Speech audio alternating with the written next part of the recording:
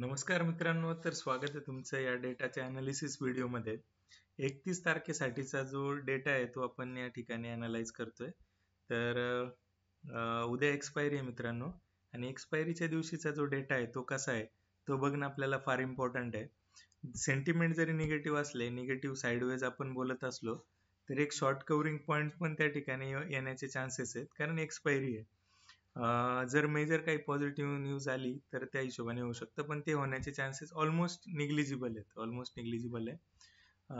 त्या ठिकाणी SGX थोडासा निगेटिव्ह ट्रेड करतोय, तुम्ही बघू शकत असाल. SGX त्या ठिकाणी निगेटिव्ह ट्रेड करतोय, जवळजवळ 150 पॉईंट त्या ठिकाणी आपल्याला निगेटिव्ह त्या ठिकाणी बघायला मिळते. तर आज जे झाले ते त्या ठिकाणी आपण अनालाइज करतोय.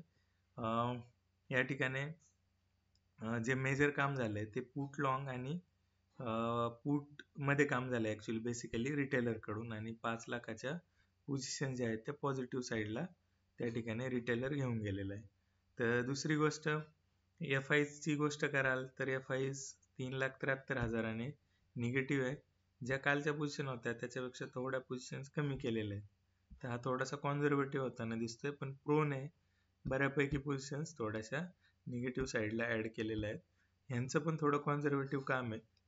पुट जे आहेत ते थोडे शॉर्ट्स आहेत, म्हणजे उद्यासाठीचे जे मुवमेंट आहेत त्या दोन्ही साईडला होण्याचे काही चान्सेस आहेत. जरी मार्केट निगेटिव्ह गेलं तर पुन्हा ते एक कन्सोलिडेट करेन, किंवा ते पुन्हा रिकव्हरी घेऊन त्या हिशोबाने थोडंसं कन्सोलिडेट राहण्यासाठीचा प्रयत्न करेल. तर वॉलेटाईल सेशन बेसिकली आपल्याला दिसतंय, सेंटिमेंट निगेटिव्ह आणि ट्रेंड सुद्धा निगेटिव्ह त्या ठिकाणी बघायला मिळतं.